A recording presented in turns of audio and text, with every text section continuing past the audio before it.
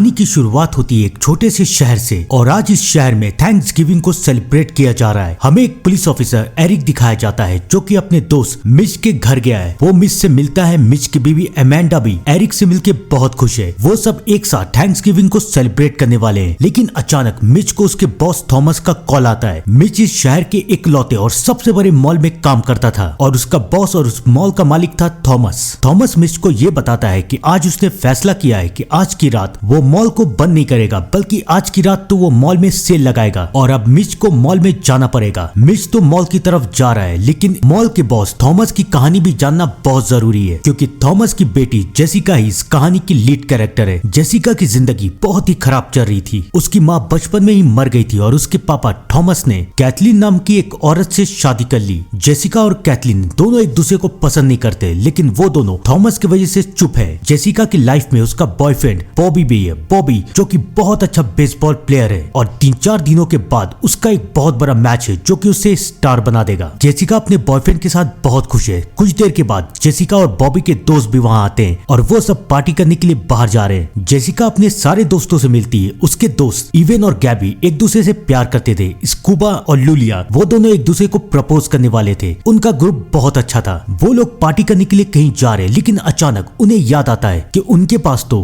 Party करने का सामान है ही नहीं, तो वो उस सामान को लेने के लिए जेसिका के पापा के मॉल में जाएंगे। लेकिन जेसिका को पता नहीं था कि वो क्या करने वाली है। हमें मॉल की हालात दिखाए जाते हैं। वो शहर का इकलौता और बहुत बड़ा मॉल था और उस मॉल में सेल लगी हुई थी और इस वजह से शहर के सारे लोग उस मॉल में जाना चाहते थे। शहर के सारे लोग वहाँ पर इकट्ठा हो चुके हैं। मिच को समझ में नहीं आ रहा कि वो उन सबको कैसे रोके। उन लोगों को रोकने के लिए वहाँ पर एरिक भी आ जाता है और एरिक के साथ मिच की बीवी अमेंडा भी। अब जेसिका भी अपने दोस्तों के साथ वहाँ पर पहुंच चुकी है, जहाँ पर जेसिका की मुलाकात रायन नाम के एक लड़के से होती है जो कि जेसिका से बहुत प्यार करता था, लेकिन वो जानता था कि जेसिका बॉबी के साथ है और अब उसका कुछ नहीं हो सकता। जेसिका अपने दोस्तों को लेकर पीछे के गेट से मॉल के अंदर चली जाती है। जेसिका मॉल की मालिक की बेटी थी, इसलिए उसे कोई नहीं रोकता। आपको क्या लग रहा है कि ये कहानी इतनी आसान है, कोई शॉपिंग वाली कहानी है? बिल्कुल भी नहीं। ये कहानी इतनी ज्यादा खतरनाक है कि मुझे नहीं लगता कि ये कहानी सुनने के बाद आप लोग अकेले अपने घर में रह भी पाएंगे। मैं क्या कह रहा हूँ ये बात आपको थोड़ी देर में समझ में आ जाएगी, क्योंकि अब बस कत्लेआम शुरू होने ही वाला है। मॉल के अंदर जेसिका और उसके दोस्त तो पहुंच जाते हैं, लेकिन जेसिका का दोस्त इवेन मॉल के बाहर खड़े सारे लोगों को चिढ़ा रहा है और सबको ये देख लेता है कि जेसिका और उसके दोस्त मॉल के अंदर है। अब मॉल के बाहर खड़े हुए सारे लोग गुस्सा करने लगते हैं कि हम तो बाहर खड़े हुए, लेकिन वो लोग मॉल के अंदर क्या कर रहे हैं। उन भीड़ में से एक लड़का भी है, लॉनी, जो कि काफी बदतमीज है। वो सबको ये कह देता है कि अब हमें अंदर जाना चाहिए और उसके बाद पूरी की पूरी भीड़, सोचिए 100-200 से भी ज्यादा आदमियों की भीड़ मॉल को तोड़ते हुए मॉल के अंदर घुस जाती है। मिच सबको रोकने की कोशिश करता है, लेकिन दूसरा सिक्योरिटी गार्ड वैनी वहां से भाग जाता है और एक सिक्योरिटी गार्ड उस भीड़ को रोकने के चक्कर में मर जाता है। जेसिका और उसके दोस्त भी भीड़ को देख के बहुत डर जाते हैं, लेकिन उनमें से इवेन ऐसा था जो कि ये सब रिकॉर्ड कर रहा था। इवेन अपनी जिंदगी में एक वीडियो बनाना चाहता था जिसकी वजह से वो वायरल हो जाए और वो स्टार बन जाए। अब भीड़ पूरे तरीके से अंदर घुस चुकी थी और सबके सर पे खून सवार था। सब एक दूसरे को मारते हुए मॉल की सारी चीजों को लूट के ले जा रहे और इवन ये सब रिकॉर्ड कर रहा है। अमेंडा भी मॉल के बीचों बीच है और अचानक अमेंडा की भी मौत हो जाती है। अब जेसिका को भी चोट लगने वाली है, लेकिन बॉबी जेसिका को बचाने की कोशिश करता है और इस कोशिश में बॉबी का हार्ट भी फ्रैक्चर हो जाता है। बॉबी जो कि एक बेसबॉल का स्टार था, अब शायद वो बेसबॉल कभी खेल नहीं पाएगा। एरिक को समझ में नहीं आता कि वो इस भीड़ को कैसे रोके और मजबूरी में आके एरिक को गोली चलानी पड़ती है, लेकिन एरिक के भी गोली चलाने से कुछ नहीं होगा। उस मॉल में बहुत सारे लोगों की मौत हो चुकी है। 1 साल बीत जाते हैं और फिर से वही दिन आ जाता है, यानी कि थैंक्स गिविंग का दिन। हमें दिखाया जाता है कि इवेंट का वीडियो कोई एक शख्स देख रहा है, जिसमें वो ये देख रहा है कि मॉल में कैसे सबको एक दूसरे को मार रहे हैं। वो परछाई, वो शख्स, या मैं कहूँ कि वो शैतान, मैं उसे शैतान क्यों बोल रहा हूँ आगे की कहानी में आपको जरूर पता चलेगा। वो टीवी की तरफ देख रहा है और वो टीवी में ये न्यूज देख रहा है कि मॉल के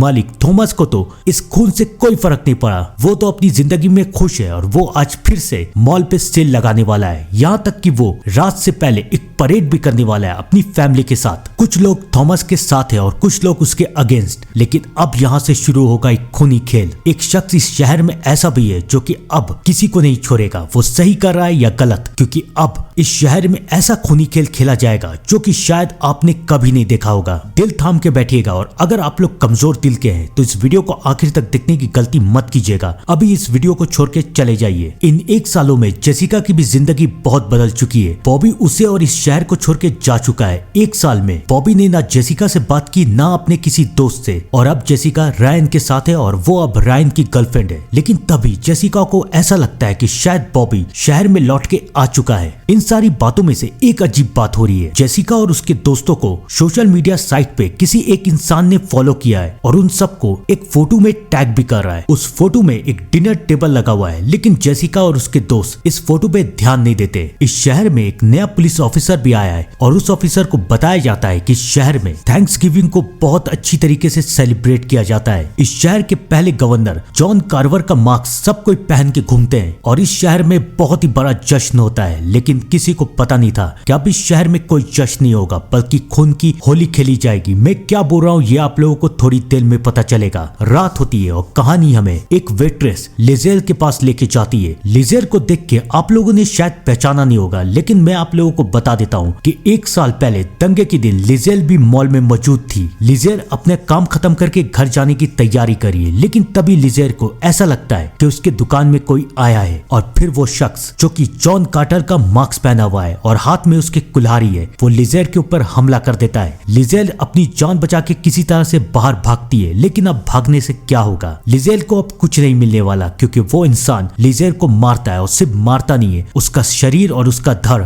अलग अलग कर देता है और उसके पैर को ले जाके मॉल के ऊपर टांग देता है। सारे पुलिस वाले और पूरा शहर ऐसा दर्दनाक कत्ल देख के शौक में आ चुका है और पुलिस वालों को भी सबूत में कुछ नहीं मिलता, क्योंकि कातिल ने जॉन कार्टर का मास्क पहना हुआ था। अब ये कौन है किसी को नहीं पता, लेकिन खौफनाक सफर तो अभी शुरू होगा, क्योंकि हमें दिखाया जाता है कि जेसिका और उसके दोस्तों को एक बार फिर से टैग किया गया है और उन्हें लिजेल का कटा हुआ सर दिखाया जाता है। वो लोग समझ जाते हैं कि उन्हें जो भी टैग कर रहा है वही कातिल है। वो लोग पुलिस के पास जाते हैं, यानी कि एरिक के पास। वो लोग एरिक को सब कुछ बता देते हैं, लेकिन एरिक उन्हें समझाता है कि उनके पास सबूत तक नहीं है कि वो कातिल किसे मारने वाला है। हम सिर्फ इतना जानते हैं कि वो कातिल उस मॉल में मौजूद हर एक लोगों को मारेगा जो कि उस दंगे के जिम्मेदार थे, लेकिन वो है कौन किसी को नहीं पता, क्योंकि दंगे के बाद मॉल के सारे कैमरा खराब हो गए थे और सारी फुटेज को किसी ने डिलीट कर दिया था। अब उन्हें पता तक नहीं है कि मॉल के अंदर कौन कौन था। ये बातें सुन के जेसिका को कुछ याद आ रहा है। वो स्टेशन से बाहर निकलती है और तब उसकी मुलाकात बॉबी से होती है। बॉबी भी अब शहर में लौट के आ चुका है। बॉबी जेसिका से माफी मांगता है कि मुझे माफ कर दो कि मैं तुम्हें छोड़ के चला गया था, लेकिन अब बहुत देर हो चुकी है, क्योंकि बॉबी को पता चल जाता है कि अब जेसिका रायन की गर्लफ्रेंड है। बॉबी का दिल बहुत दुखता है, लेकिन अब इस कहानी में प्यार की कोई जगह नहीं थी। ये कहानी एक खून खराबे से भरी हुई थी, क्योंकि अब बारी है दूसरे शिकार की।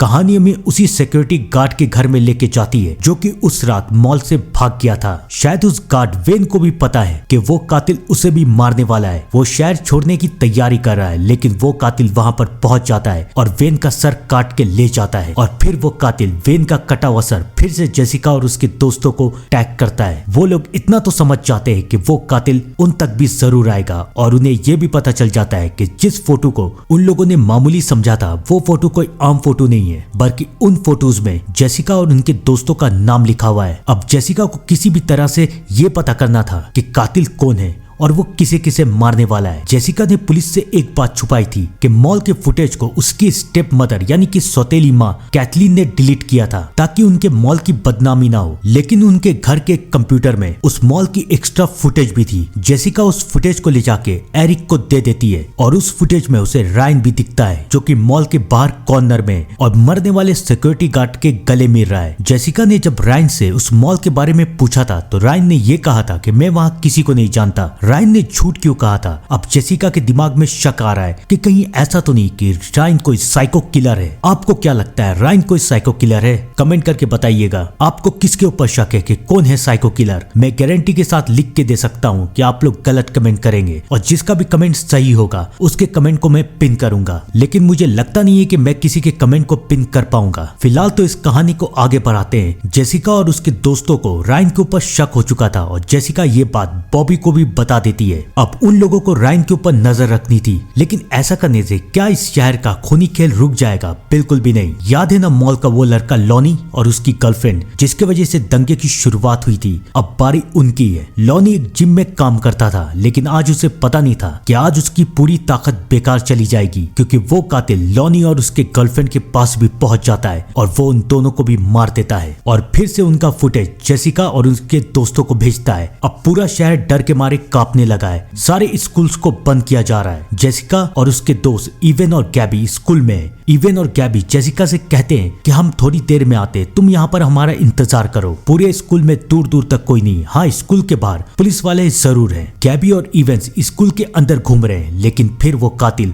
उनके ऊपर हमला कर देता है और फिर गैबी के फोन से जेसिका को मैसेज करता है कि मुझसे अंदर आके मिलो ना। जेसिका जब उससे मिलने के लिए जाती है तो उसे पता चलता है कि उस कातिल ने ही उसे बुलाया था और वो कातिल जेसिका के ऊपर हमला कर देता है। अब वो कातिल जेसिका के ऊपर हमला करके जेसिका को मारना चाहता है, लेकिन जेसिका की किस्मत अभी अच्छी थी, जेसिका बच जाती है। जेसिका बहुत डर चुकी है। वो कातिल उसके दोस्त गैबी और इवन दोनों को उठा के ले जा चुका है। जेसिका के दोस्त स्कूबा और लुलिया भी वहां पर आ जाते हैं। उन्हें समझ में नहीं आ रहा कि उनके दोस्त कहां गए और थोड़ी देर के बाद वहां पर बॉबी और रायन भी आ जाता है। बॉबी को रायन के ऊपर बहुत गुस्सा आ रहा है। पहली बात तो कि उसने उसकी गर्लफ्रेंड को उससे छीन लिया और दूसरी बात कि सबको ये लगता है कि शायद रायन ही वो कातिल है। बॉबी और रायन के बीच में झगड़ा होने लगता है और पुलिस वाले उन दोनों को वहां से भगा देते हैं। कुछ देर के बाद वहां पर लुलिया के पापा आते हैं और लुलिया के पापा ये फैसला कर चुके हैं कि वो लोग आज रात इस शहर को छोड़ के चले जाएंगे, क्योंकि ये शहर अब खतरे से खाली नहीं है। लेकिन क्या वो लोग ये कर पाएंगे? आइए जानते हैं। कहानी बहुत ही खौफनाक बनती जा रही है। छोड़ के जाने की गलती मत कीजिएगा। स्कूबा ये तो समझ चुका है कि ये शहर खतरे से खाली नहीं है। वो एक आदमी काटी के पास जाता है और उससे एक गन को खरीद लेता है। अब स्कूबा और जेसिका के पास एक गन है। स्कूबा अपनी गर्लफ्रेंड को कॉल करता है और पता चलता है कि उसकी गर्लफ्रेंड शहर छोड़ के जाने के लिए पैकिंग कर रही है, लेकिन उस बेचारी को पता नहीं था कि वो कहीं नहीं जा पाएगी, क्योंकि वो कातिल वहां पहुंच जाता है और सबसे पहले वो लुलिया के पापा के ऊपर हमला करता है और उसके बाद स्कूबा के सामने वीडियो कॉल में लुलिया के ऊपर हमला कर देता है। स्कूबा और जेसिका लुलिया के घर जाते हैं और वो कातिल उन दोनों को इशारों में ये बताता है कि गैबी और एवन अभी जिंदा है, लेकिन अगर स्कूबा और जेसिका ने उस कातिल को रोकने की कोशिश की तो वो उसके दोस्तों को भी मार देगा। स्कूबा को समझ में नहीं आ रहा कि वो क्या करे। इससे पहले वो कुछ सोच पाता, वो कातिल उसी के सामने उसकी गर्लफ्रेंड लुलिया को मार देता है और वहां से भाग जाता है। अब जेसिका और स्कूबा बहुत डर चुके हैं और अब थॉमस भी बहुत डर चुका है। थॉमस ये फैसला करता है कि आज रात वो अपना मॉल नहीं खोलेगा और यहाँ तक कि परेड भी नहीं करेगा। अब थैंक्स गिविंग का दिन आ चुका है, लेकिन पुलिस वाले थॉमस को समझाते हैं कि अगर हम लोग ऐसा नहीं करेंगे तो वो कातिल कभी नहीं पकड़ा जाएगा। आप लोग परेड कीजिए और जब वो कातिल आपके ऊपर हमला करने आएगा तो हम उसे पकड़ लेंगे। एरिक की बात थॉमस और उसकी बेटी जेसिका दोनों मान जाती है और अब आ चुका है थैंक्स गिविंग का दिन और दिन की शुरुआत होती है थॉमस और उसकी फैमिली की परेड से। चारों तरफ जेसिका नजर डरा रही है और चारों तरफ सब कोई जॉन कार्टर का मास्क पहने हुए हैं। उन लोगों को ऐसा लग रहा था कि कातिल जॉन का मास्क पहन के एक बार फिर से आएगा, लेकिन उन्हें पता नहीं था कि ये कातिल उनके सोच से भी ज्यादा समझदार है, क्योंकि ये कातिल इस बार जोकर का ड्रेस पहन के आता है और सबके ऊपर स्मोक बम से हमला कर देता है। पुलिस वाले उसे रोकने की बहुत कोशिश करते हैं, लेकिन वो बेचारे उस कातिल को रोक नहीं पाते और वो कातिल सबके सामने Thomas, scuba,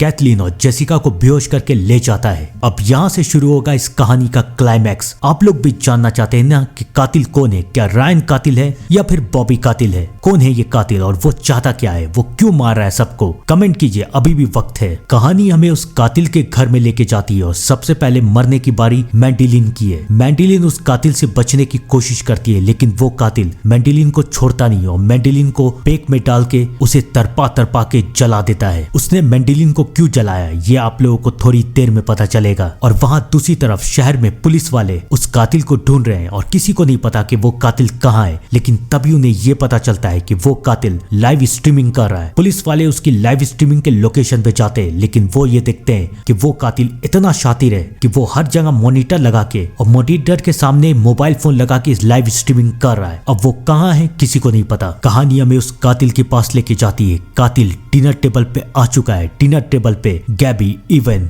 scuba, Jessica, Thomas पांचों है और वो कातिल उन सब के सामने पेश करता है कैथलीन की लाश जो कि जली हुई है और ये उन सब के लिए खाना है। कैथलीन की लाश को देख के सब उल्टी करना शुरू कर देते हैं, लेकिन अब बहुत देर हो चुकी है। वो कातिल उन्हें कहता है कि तुम सब इतने मतलबी और खुदगर्ज लोग हो कि तुम लोगों की वजह से कई सारे लोग मारे गए। वो जेसिका को कहता है कि तुम और तुम्हारे दोस्त मॉल के अंदर पहले चले गए और मॉल के बाकी सारे लोगों को चिढ़ा रहे थे ये कह के कि हम स्पेशल है और तुम्हारे वजह से ही दंगे शुरू हुए। और थॉमस ने अपने लालच की वजह से मॉल को खुला छोड़ा, इसलिए मैं तुम सबको सबके सामने मारूंगा। वो सब समझ जाते हैं कि अब उनके बचने का कोई रास्ता नहीं है और यहाँ से शुरू होगा मौत का एक खेल। सबसे पहले वो कातिल इवन को मारता है और इवन को कहता है कि तुम्हें वायरल होना था ना, अब मैं तुम्हें सबके सामने मार रहा हूँ, तुम वायरल हो जाओगे। और अब बारी थॉमस की है। वो थॉमस को मारने वाला है, लेकिन इसी बीच जेसिका अपने हाथ के ताले को खोल देती है और वो स्कूबा को भी चाबी देती है। स्कूबा भी अपने हाथों को खोल देता है और वो दोनों उस कातिल के ऊपर हमला करके वहां से भाग जाते हैं। वो कातिल उन दोनों के पीछे भागता है, लेकिन जेसिका और स्कूबा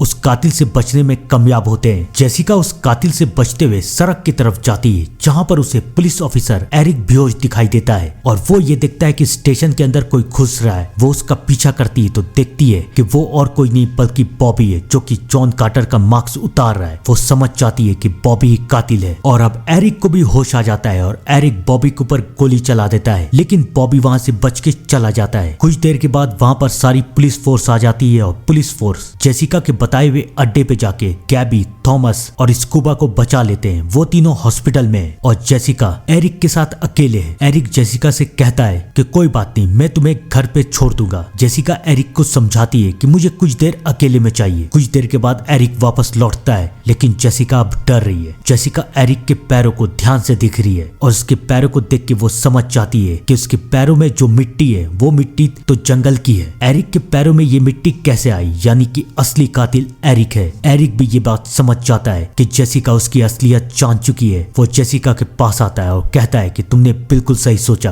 कातिल मैं ही हूँ। कमेंट में बताइएगा क्या आपने दूर दूर तक ये सोचा था कि एरिक कातिल है? सच सच बताइएगा। अब जेसिका के दिमाग में एक सवाल है जो कि हम सब के दिमाग में है कि एरिक ने ये सब क्यों किया। एरिक जेसिका को बताता है कि ये सब उसने अमेंडा की मौत के बदला लेने के लिए किया है। अमेंडा और एरिक एक दूसरे से प्यार करते थे और अमेंडा अपने पति मिच को छोड़ने वाली थी, लेकिन जेसिका और उसके दोस्तों की वजह से अमेंडा मर गई और तब से एरिक ने यह फैसला किया कि वो हर किसी को मारेगा और इसके लिए उसने जेसिका का इस्तेमाल किया। जेसिका ने उसे घर से फुटेज लाके दी और एरिक को पता चल गया कि उस दंगे का जिम्मेदार कौन कौन था। और उसके बाद जब एरिक बॉबी को नशा करवा के उसके ऊपर सारा इल्जाम लगाना चाहता था तो बॉबी उसे बेहोश करके वहां से भाग गया, लेकिन जेसिका ने बॉबी को गलत समझा और एरिक की मदद की बॉबी को घायल करने में। और अब फाइनली जेसिका एरिक के साथ है। एरिक जेसिका को कहता है कि तुम्हें मारने के बाद ये असलियत किसी को पता नहीं चलेगी कि मैं ही वो कातिल हूँ। लेकिन अब बेवकूफ बनने की बारी